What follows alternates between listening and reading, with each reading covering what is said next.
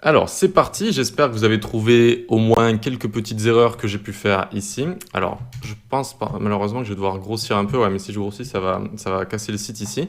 Ce qu'on va faire, je vais prendre le code, et je vais le mettre dans le dossier et on va pouvoir le résoudre ensemble et je pourrai zoomer un petit peu parce que là, je pense que dans la vidéo, ce sera pas assez zoomé sinon. Ok, donc on se retrouve ici. J'ai mis juste le CSS et l'HTML et j'ai enlevé, vous savez, ici, notre HTML font size 62,5. C'était juste pour vous montrer la technique des rem tout à l'heure.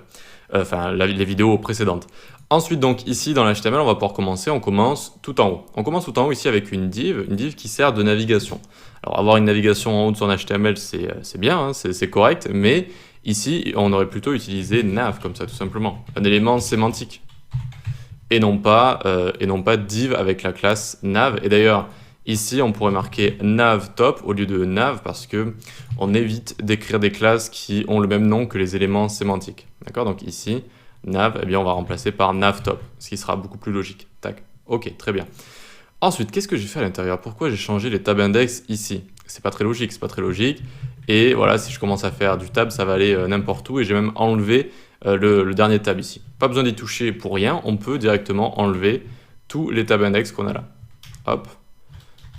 Et tac. Donc pour appuyer partout à la fois, vous cliquez, vous appuyez sur Alt. Et ça vous permet de faire autant de points que vous voulez. Ensuite, donc, pour ce qui est des href ici, tout simplement, ça nous permet de naviguer à des endroits de notre site. Donc ça, c'est logique. C'est-à-dire que si vous avez une partie ici avec l'ID contact, donc vous mettez ici HD, hop, tac, ID contact, très bien. Et bien, quand je vais cliquer sur contact ici, hop, vous voyez que ça me descend tout en bas. Ça descend en fait jusqu'à la div contact, tout simplement. Donc ça, c'est correct.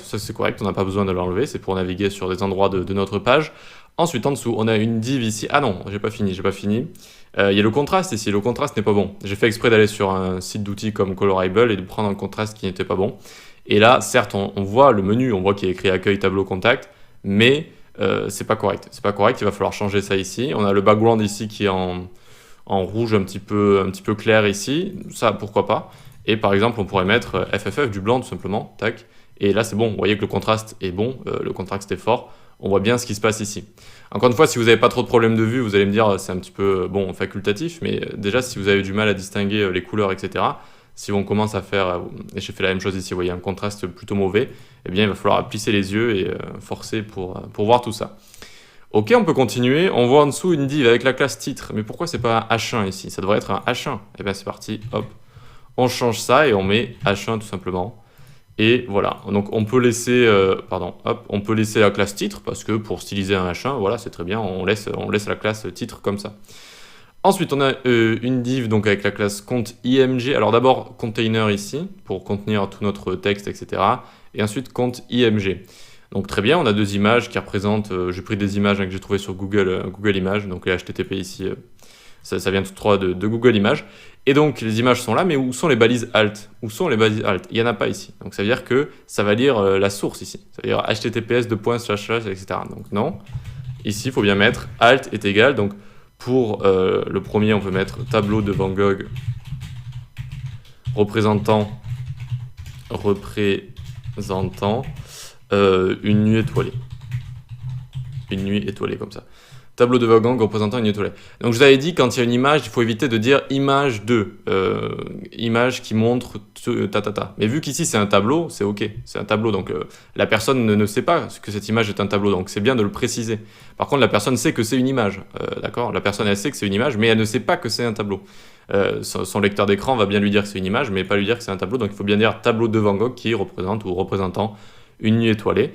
Et en dessous, pareil, est égal tableau de Van Gogh. Tac. Ah bref, du coup oui, ça va être plus ou moins la même chose, donc on va mettre ça également ici. Alors je trouve que voilà, ça correspond plus le premier alt au second, donc le premier tableau de Van Gogh sur comment on appelle ça, sur une berge, je crois, c'est un port, hein, représentant un port sous une nuit étoilée, voilà. Et là, représentant un village sous une nuit étoilée, voilà, par exemple. Ok, donc ça c'est pour les balises alt et c'est pour nos images, très bien. Ensuite en dessous, qu'est-ce qu'on a? On a des boutons ici, on a des boutons, ouais, jusque là ça va. Mais pourquoi on a mis div ici? Pourquoi on n'a pas mis button? Tout simplement, donc ici, vous pouvez appuyer sur CTRL-H, ici ça va vous ouvrir les occurrences, vous voyez, CTRL-H, et ensuite vous tapez ce que vous voulez remplacer, ici vous remplacez, ici regardez, hop, button, button, button, button. Et ici on peut même mettre type est égal button pour bien montrer que c'est une fonctionnalité. On imagine rajouter un tableau, enlever un tableau, etc.